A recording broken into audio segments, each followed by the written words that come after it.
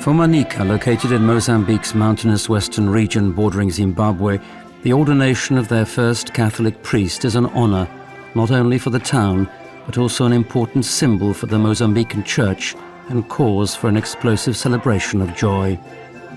Situated along southern Africa's Indian Ocean seaboard, a quarter of Mozambique's 21 million people are Catholic.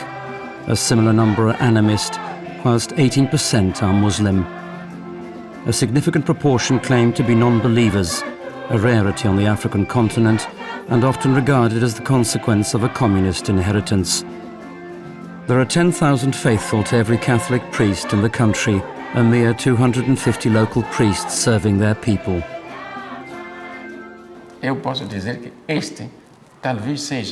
I can say that this moment is probably the first period of peace during which the Church can work freely.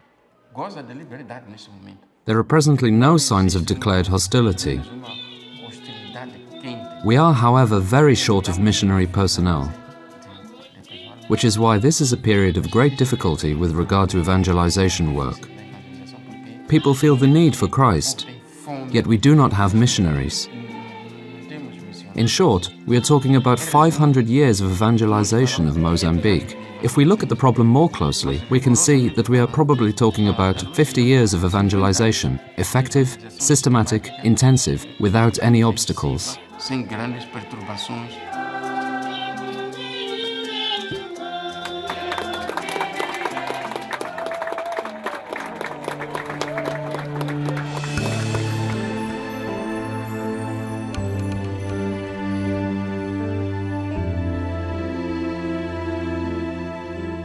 Mozambique's evangelization began in 1498, when Vasco da Gama's corvette reached the shores of Mozambique Island on one of his expeditions in search of a route to India. The first Holy Mass was celebrated on that very day. However, the first systematic efforts at Christianizing Mozambique began in the mid-16th century. Monks, mainly Jesuits and Dominicans from Portugal, had the greatest input. Numerous difficulties over the centuries hindered progress, so that evangelization of the country began in earnest in the 20th century, when a concordat signed in 1940 between the Holy See and Portugal committed the country to promoting Christianity in its colonies.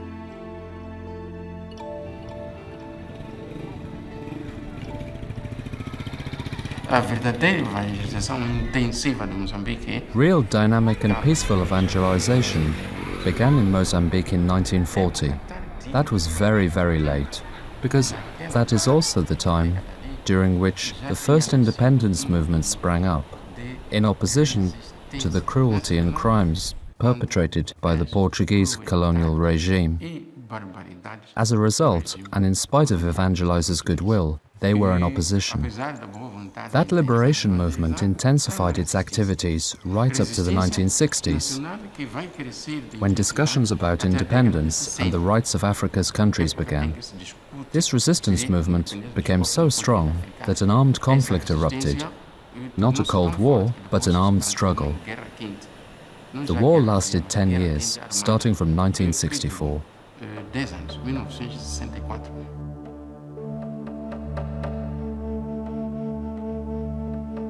Mozambique gains independence in 1975.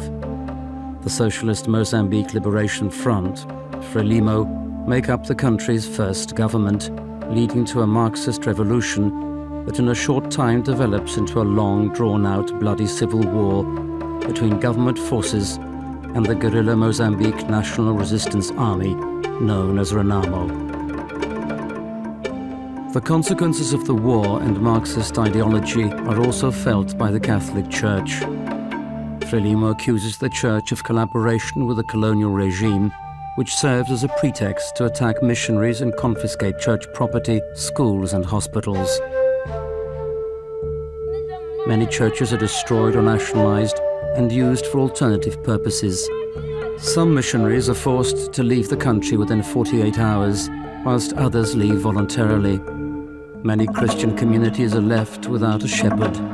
Those that are allowed to remain need permits to travel around the country, which greatly hampers their evangelization efforts. When independence came in 1975, we had about 12 local priests in Mozambique, whilst the first black Mozambican priest did not appear until 1957 and is presently the country's only cardinal. For a very long time, he was the only priest. We were thus not surprised that when nationalism emerged, we did not feel that the Church was joining the battle against evil colonialism, because colonialism itself was evil. Mozambique's first president challenged Mozambique's bishops to sever all links with Rome, because the Catholic Church was the only institution capable of reflection or discussion, or to present and make public the evil that was being perpetrated. They exploited all available means, so that from 1977 to 1980, priests were arrested, priests were expelled, priests were vilified, priests were murdered. Furthermore, many Christians were taken to prison camps and prisons. They tried to do everything possible, but it seems that the more they acted, the stronger became the people's faith.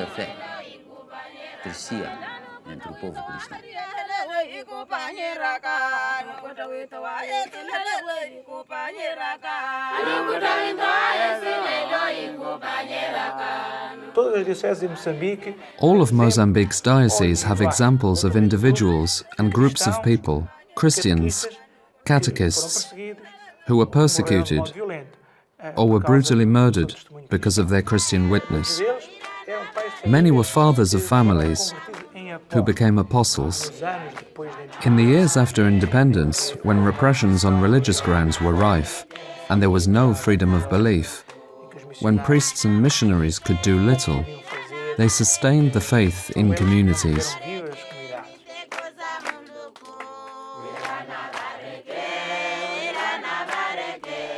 Due to the lack and inability of the clergy to serve, the Church turned to catechists, training whole families who offered to serve as evangelisers and lay leaders. In 1992, during the last phase of the war, the Church reopened a specialised catechetical centre in Guiúa.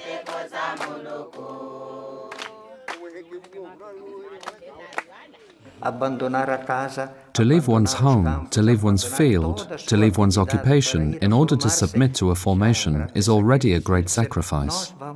They said, "We will go there in spite of everything, because we want to serve God and help our brothers, not to gain something. We had nothing to give them. We only gave them food and the basics to enable them to study, to complete this course.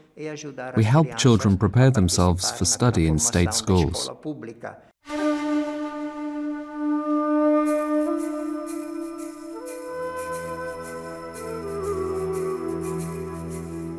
The centre in Guiúa, however, was soon to be the site and symbol of the horrors of war and the face of evil.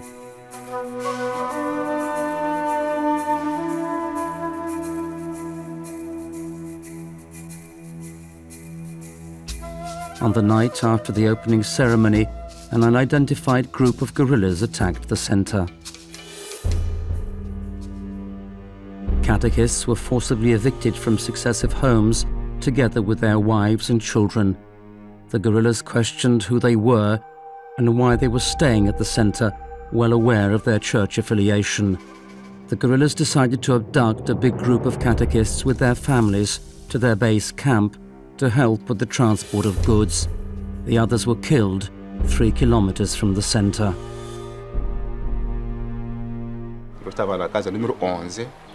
I was in house number 11. I was asleep with my whole family inside. These people came with a lamp and lit it inside the room. They called out and woke us. I realized that they were armed men. I told them that they needn't tie me up. Seeing you have found me here, I will not run away. Allow me to step outside, and then bind me if you want. My wife took the second child, the younger one. Many people were already assembled, many soldiers. They were armed. There was great confusion. Suddenly a thought struck me to run away, so I turned and began to run straight ahead. They realized that I was running away, and so they began to shoot at me. 3 shots were fired, but all missed. And then the child that was still inside the room began to call out, "Daddy, Daddy, Daddy," and so. I didn't have the stomach to continue my getaway. I had to turn back. By then they were in the next house, number 12.